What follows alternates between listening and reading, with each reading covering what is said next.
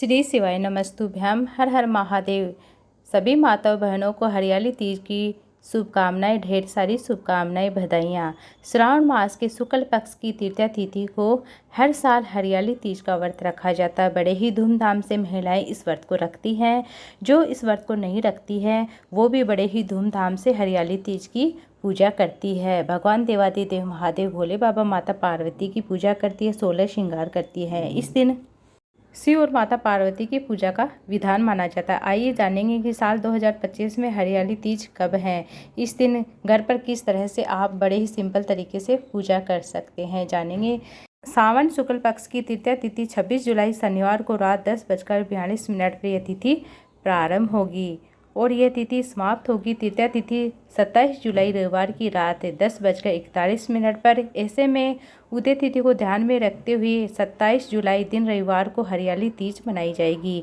इस दिन व्रत भी रखती है माताएं बहनें। 27 जुलाई रविवार को सूर्योदय होगा सुबह 5:58 पर, सूर्यास्त होगा शाम 7:10 पर। ब्रह्म मुहूर्त का समय रहेगा सुबह 4 बजे और 4 बजे से 5 बजे तक। प्रातःकाल पूजा का मुहूर्त आप 4:30 से 5:30 के बीच में आप पूजा कर सकते हैं और शाम का समय प्रदोष काल का जो समय होता है बेहद ही खास होता है। वह समय 7:15 बजे से 7:15 बजे तक रहेगा। राहु काल का समय इस दिन रहेगा 4:30 से 6 बजे के बीच में। राहु काल के समय आप कोई भी शुभ कार्य नहीं कर सकते। व्रत खोलने का शुभ मुहूर्त 27 जुलाई की रविवार को शाम आप 7 बजे के बाद 7 बजे से 9 बजे तक आप अपना व्रत खोल सकते हैं। और मैं आपको बताऊं कि इस दिन आप जो तृतीया तिथि होती है इस दिन आप भगवान की पूजन अवश्य करें और कहते हैं कि इस दिन आप चंद्र देवता को भी अर्घ्य जरूर से। हरियाली तीज का पारना आप रात के समय कर सकते हैं। इस दिन माताएं बहनें एक समय भोजन कर सकती है, रात्रि के समय फलाहार कर सकती हैं। जो व्रत रखती है व्रती होती हैं वह दूसरे दिन माता पार्वती का फिर से पूजन और देवादिदेव महादेव भोले बाबा फिर से पूजन करती हैं।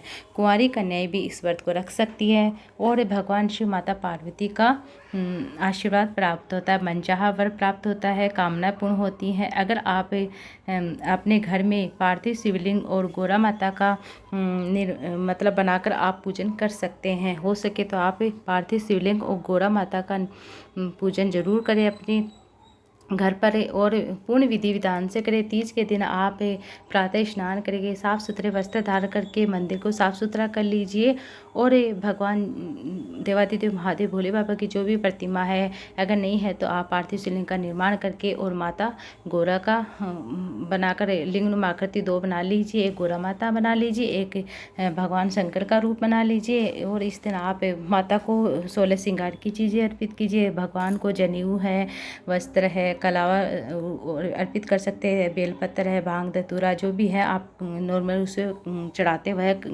अर्पित कर सकते हैं। खास तौर पर आज के दिन हरे रंग का बड़ा ही महत्व होता है।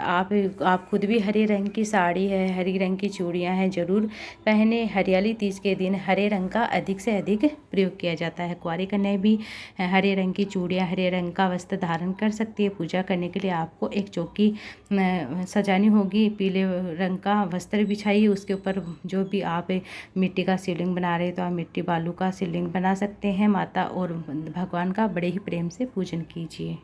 पूजन करने के बाद अगर आप अपने घर के गमले में बना रहे हैं तो वहीं पर विसर्जन कर दीजिए, नहीं तो आप विसर्जन करने के बाद में उस मिट्टी और जल को आप तुलसी जी के क्यारे को छोड़कर आप कहीं पर भी विसर्जन कर सकते हैं। किसी भी क्यारे में कर सकते हैं, अपने गार्डन में कर सकते हैं, जहाँ का किसी का भी पेड़ ना लगे। इस तरह से आप ज़रूर करें। इस तरह से आप बड़े ही विधि विधान से शाम के समय अगर आपके आसपास में मंदिर है तो उस प्रदोष काल के समय में भी ज़रूर पूजा करके आइए। इस तरह से पूजा करने से अखंड सौभाग्य की प्राप्ति होती है, मनचाहा वर मिलता है और साथ में मनोकामनाएं पूर्ण होती हैं। और साथ में आपको बता दूंगी आप इस दिन पंचामृत से भगवान देवादिदेव महादेव भोले बाबा का अभिषेक जरूर करें। आपको क्या करना, पंचामृत बनाने के लिए आपको दूध, दही, घी, शहद, शक्कर एक ही पात्र में ले सकते हैं, नहीं अलग अलग भी ले सकते हैं। माता गोरा का भी अभिषेक कीजिए और माता देवादिदेव महादेव भोले बाबा का भी अभिषेक कीजिए और माता पार्वती को रोली कुमकुम जरूर लगाइए। 16 श्रृंगार अर्पित कीजिए। बेलपत्र, धतूरा, मौसमी फल, फूल, चंदन और नैवेद्य अर्पित कीजिए। इस तरह से आप पूजन कर सकते हैं। सभी पूजन सामग्री आप जो भी आपने 16 श्रृंगार की चीज़ें चढ़ाई हैं किसी को दान में दे सकते हैं, या नहीं तो आप मंदिर में चढ़ा के आ सकते हैं और दक्षिणा जरूर से चढ़ाएं। इस तरह से ये थी आज की वीडियो। उम्मीद आपको अच्छी लगी। वीडियो अच्छी लगी तो वीडियो को लाइक ज़्यादा से ज़्यादा शेयर कीजिएगा।